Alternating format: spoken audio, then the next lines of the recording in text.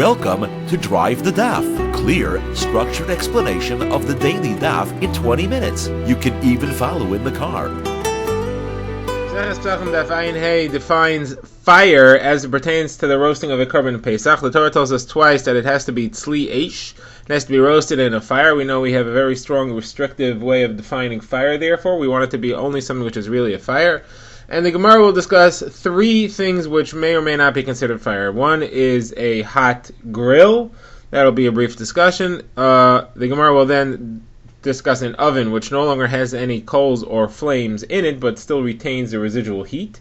Does that count as fire? And the Gemara will spend the majority of the time discussing coals which are retain a lot of heat but there are no flames. What does that count as fire or not? Could you use that to roast the korban? So first of all, the Mishnah had said a contradictory statement. The Mishnah had said that you cannot roast a korban Pesach on a grill, but then it said that Rabbi Gamliel told his Eved that he should roast on a grill. So the Gemara says the explanation is as follows. You're allowed to use a grill if the bars of the grill are spaced far apart and you actually suspend the korban in between them with a wooden stick, and the meat of the korban therefore doesn't touch the metal, and that's what is permitted, and that's what Rabbi Gamliel told his servant that he should do. Okay, now we discuss an oven with residual heat. So we had a different discussion about ovens and their heat, and the Gemara compares that to the roasting of the korban Pesach. Way back on Daf Chavav, the Gemara had said that if you use Isser Hana, you use, let's say, peels of an Arlo plant, and you use that to light a fire in an oven, there's an opinion that says that any bread that you would bake in that oven would be Asr, because the benefit of that Isser Hana is in the heat, it's in the fire, and that fire creates a permanent change in the dough that you put in there and you bake, and therefore the benefit of the energy, the potential energy of the Isser Hana is in that bread, and therefore the bread is Asr. The Gemara says, what would he say if you cleared out the fire and then baked in it afterwards? Here you have heat that still is caused by the energy that was stored in the Isser Hana. On the other hand, it wasn't directly caused by the fire burning the Isser Hana, it was residual heat left over afterwards. Does that count or not? This question was asked by Rav Chanina bar Idi to Rav Ada bar Ava, and he answered and he said the bread's permitted. You do not consider the heat that's left in the oven to be the fire of the original Isser Hana that burned there. So the Gemara says, here you're telling me that residual heat doesn't count as a fire, but as far as korban Pesach we'll see, residual heat also doesn't count as a fire, but that's because of a special pasuk that tells me that. Without that special pasuk of tzli eish, where it says tzli eish twice to say that it's got to be dafka of fire, I would have thought that this residual heat counts as roasting, it counts as a fire.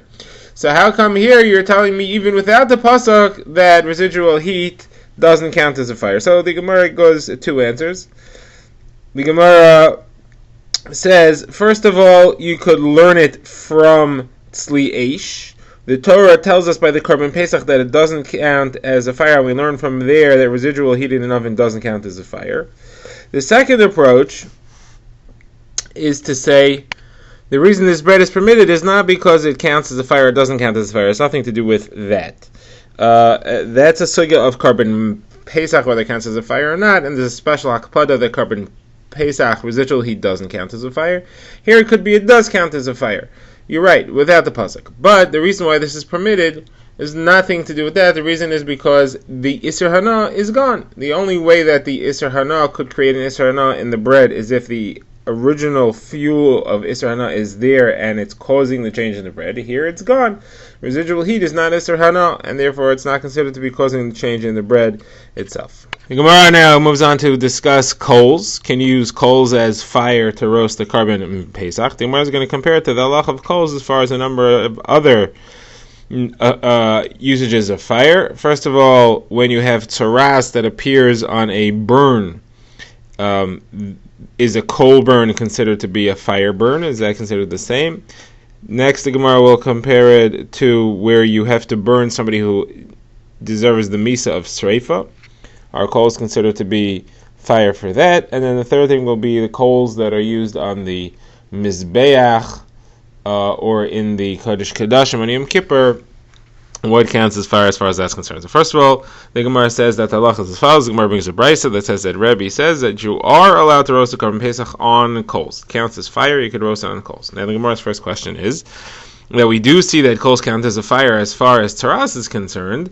Taras on a burn from coals has the halachas of taras on a burn, not the halacha of taras on a boil. However, that's because of a special pasuk. And the Gemara quotes a brisa that says that. The Gemara says michvas eish. Michvas eish is how we define the burn that has the taras halachas of michvah. Michvas eish includes burning of a fire. And the Brisa says it also includes other types of burning, such as burning of a coal, burning of hot ash, burning of lime, and burning of other types of hot materials, hot water. But that is learned out from the pasuk that says michvah, michvah. It uses the word michvah twice to include other types of burn. That would seem to imply that it doesn't generally count as fire. And then you should not be able to use coals as fire as far as Korban Pesach is concerned. So the Gemara says, that type of coal is not talking about a wood coal. A wood coal that was burned in a fire and is hot because of the fire, that is obviously counts as fire even without the special pasuk. This type of coal is talking about where you have hot metal which was heated in the fire. That's where you need a special pasuk to include that. Gemara will give another answer later, but for now that's what the Gemara wants to say. That here where it says gacheles, where it says coals, we're including coals, we're referring to molten metal which was heated. So the Gemara says, let's discuss coals. We'll have a side step here to discuss the coals heated in fire at all. So the Gemara says, discussing the burning of Bas Kohen, who gets the death penalty, there it says Ba'esh Tisarif. That she should be burned in fire. Yet, how do you carry out that execution? With molten lead. So you see that a coal of metal is counted as a fire. So how are you telling me that I need a special pasuk of michveh to teach me that molten lead is included in fire? That counts as a coal? It's not true. The Torah says you have to burn in fire when it's referring to the execution of burning, and you do use molten lead for that. So obviously this can't be the meaning of the coal that we're including from the pasuk of michveh. So Gemara says, no, really it is included from michveh, but the reason why you're allowed to use it for the execution is because there it says ba'esh tisarif. It uses the word tisarif twice to include other types of burning, not just fire burning. You don't need to have fire burning. It says tisarif an extra time that you can use other types of burning as well. Now the Gemara says, if that's the case, why does it say ba'esh? Ba'esh is to teach me that it can't be heated by something else. It has to be heated in fire. So the lead has to be lead which was heated in fire, not lead which was hot from some other way. Rashi says that sometimes when they mine lead out of the ground, it's boiling still. You couldn't use that would not count. Okay, now the Gemara goes into how exactly we know the halacha of what type of burning you're supposed to use for the execution. So we had said that you have to use hot molten lead. The Gemara says, why do you use that? Why don't you just make a fire? So the Gemara says, if you make a fire, you'll destroy the body, and we know that you're supposed to kill the person without destroying the body. That's learned out of a Gezerah Shava to the death of the sons of Aaron HaKohen. It says the word Sreifa by them, and says the word Sreifa here. And just like there, 2 tendrils of flame entered them, and their body stayed whole. They were just killed. This type of Sreifa should also keep the body whole. So Gemara says, and maybe you should use boiling water. Why do you know why to use boiling lead? Gemara says, you can't. Boiling water would be too painful. We want to have the execution that's quick and it's easy. So Gemara says, well, if that's the case, then why do I need the pasuk to tell me, the Gezerah Shava to tell me that you got to use molten lead? Obviously, you need to use molten lead to be quick and painless as much as you can. Gemara says, no, there are other ways of making it quick and painless, such as if you build a very large fire, throw the person in, it'll be burned up in a second. What we need here is that it can't destroy the body, and it has to be quick, and that's why the only way to do it is with hot molten lead. The Gemara now asks, is it really true like you're claiming that when it says the word tisaref, when it says sreifa, you're allowed to use any type of burning, not just a burning in a fire? And that the extra word tisaref is to include other types of burning besides for a fire. That's not true, because when we talk about a carbon of a cow that has to be burned, and there the Torah uses the word visaref. It says visaref v'isai al eitzim ba'esh. And yet, we learned that it has to be only a fire. You can't burn it in any other way. You can't use lime, you can't use hot water, you can't use anything else. So you see that the word visaraf, sreifa, tisaref, all these words, burning, does not include other types of burning. It still has to be fire. So how could you tell me that about the person who's executed, the word visaraf is to include other types of things which are not fire, and that's why you're allowed to use molten lead? So Gemara says no. In the case of the carbon, it's different than in the case of the execution, and the difference is the order. In the case of the execution, it first says ba'esh tisarif. In fire, it should be burned. That means that the word burning is modifying the word fire, and it's adding on other things to fire, not just fire, also other things. By the carbon, it says v'sarif v'sai al eitzim ba'esh. First it says burning and then fire. So the second term is fire. That modifies the burning. It says the burning that I talked about has to be done only in fire. Therefore, you're left with just fire. So it says, but it says again afterwards, it says yisarif. That remodifies it back to any other type of burning. It says al sheva chadash and yisarif. It says no. That yisarif is not coming to add other things to the burning. That yisarif is to tell you a different halacha. That even though we said you should burn it in the place of the deshen, the place where the ashes are removed from the mizbeach are left, but it doesn't have to be that there's actually deshen there. It's an extra burning to tell me that even if the deshen's not there, just the place of the deshen, it's still good enough. You could burn it there. Or it's to tell me that even though it's partially burned already, you have to keep burning it until it's fully burned. Okay, this concludes the discussion about the Misa and the carbon. Where now goes back to give a second answer to the question that we started with. The question was that we see from Tzoras that you need an extra word to teach me that a coal counts as a fire, and therefore, as far as Korban Pesach, we don't have an extra word. The kol should not count as a fire. Gemara wants to modify that brisa. The Gemara says the brisa was read wrong. The word michva is to include other types of burning, but not coals. Coals should be put in the first part of the brisa, which lists the thing that I don't need a limit for. So you should read it as follows. Something that's burned in a fire or in a coal, that I know. How do I know other things like ashes, lime, hot water? For that I need michva to teach me all types of burning count towards this halacha. Okay, the Gemara now moves into its third sugya about coals. The Gemara here is going to bring a brisa discussing the coals that were put on the Aron with Ketores in the Kodesh HaKadoshim on Yom Kippur. The Gemara is going to have a brisa which is self-contradictory. The Gemara will try to explain the contradiction in the brisa, and it will end up being problematic with what we said earlier in the name of Rebbe, that coals count as fire as far as Korban Pesach is concerned. Then the Gemara will give a second and a third way of reinterpreting the brisa to solve the contradiction without being problematic for Rebbe Salach. So first of all, what does the brisa say? There are three levels of fire. There's flames. That's definitely called fire. The opposite end of the spectrum is coals that are quiet, just silent, glowing embers. In between, there's something called gecholim loichashais, whispering coals. That is, they are hot, but they're more than just hot. There's also motion there. There's some flickering, there's some flame, there's lochashos, whispering coals. So that's in between. Now, the Torah, when it describes the coals that you should bring with the ketores in Yom Kippur, says gachale eish, coals of fire.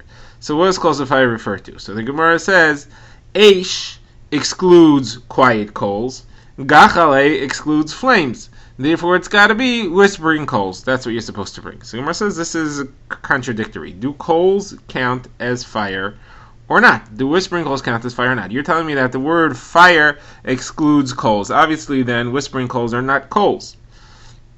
They're fire. On the other hand, you're telling me that the word coals excludes fire, and yet it's including whispering coals. That means that they are not fire. So are whispering coals fire or not? On the one hand, you're telling me they are, on the one hand, you're telling me they're not. It's contradictory. So the Gemara says that the explanation obviously has to be as follows. When the Torah says you could use coals, it's telling you, it's implying both types of coals are okay, both whispering and quiet coals. That will be the implication of the word coals. Now, therefore, we have to add the word fire and say gachalei eish in order to knock out the quiet coals. But if we would have just said eish, then it definitely would have not meant any of the coals. Meaning, the Gemara is understanding the explanation as follows. Eish, the word eish definitely means only flames. Therefore, we couldn't just say eish. We said gachelas, coals, which refers to all types of coals. And eish chooses only the whispering coals, not the silent coals. But what we see from here then is that coals don't count as eish. We're disqualifying coals from being eish. The word eish here is just choosing the whispering coals over the quiet coals. So the Gemara therefore says that's a kasha on Rebbe, who says that coals do count as fire and you can use them to roast a carbon Pesach. So the Gemara offers another explanation out of this sira, which is pretty much the same thing, it just flips eish and gachalas, and it says as follows. The Torah, when it said eish, is referring to two types of flames, both regular flames, just flames, and whispering coals, which are flaming coals. That refers to both types of coals. Both of them count as fire. In order to choose one of the two and emphasize that you can't use just flames, that has to be called there, we add the word gachalas, we add the words coal. So, therefore, we are learning the complete reverse of what we said earlier. The word gacheles means it has to be coal, and it excludes just flames. Flames don't count as coals at all. Now, what do coals count as? When it says fire, it could be flaming coals, or it could be regular flames. It's not a problem. So coals do count as flames. Now the Gemara says this can't be the pshat. The Gemara rejects this. The Gemara says because that means that the pasuk of gacheles is to exclude flames without coals. How do you get flames without coals exactly? How do you carry a shovelful of flames without coals? There is no way to transport flames without coals. The only way to do that is to take the shovel, smear it with fat, and then set that fat on fire. Now, we would never do that. We wouldn't bring that into the Kodesh HaKodashim. That's a despicable way of bringing fire. You wouldn't even do that for a king of flesh and blood. So therefore, that there was no tzad, there was no thought that we should do that, and that can't be how you understand these psukim at all. So the Gemara therefore has to give a third interpretation of the brisa. Rava says the explanation is as follows. Really, the word eish could include coals. All types of coals count as eish. That's fine. The word eish here refers to everything. The word gacheles is to exclude flames. Now, how do you bring flames? So there's a different way of bringing flames. You don't have to smear the shovel. You could bring a burning stick. Now, Rava understands that you can't actually bring a burning stick into the Kodesh HaKodashim because it'll be smoking, and that's not the type of thing you would bring to a king. What you might think, though, however, is I could take a burning stick off the Mizbeach, and by the time it gets into the Kodesh HaKodashim, it'll have died down to just whispering coals. That should be okay, because I'm not actually bringing a burning stick into the Kodesh HaKodashim with me. So the pasuk is to teach me that it has to be gacheles. It has to exclude a burning stick. You shouldn't just bring a burning stick. You could have whispering coals, but you shouldn't actually have a burning stick. Even at the time you take it off the Mizbeach, it shouldn't be in that state because that's not considered respectful because of the smoke that comes off it. Okay, the Gemara just concludes when we say silent coals, we use the word oimemais. The Gemara wants to know how do you spell oimemais? Is that with the aleph or with the ayin? So the Gemara quotes from a pasuk in Yecheskel that says Arazim loy amamuhu. And it's spelled there with an ayin, so therefore Drive the Daf is a project of the Grand Woodlands Shul and is presented by Rabbi Yitzchak Landa. Find us on YouTube or subscribe to daily emails by emailing drivethedaf@gmail.com.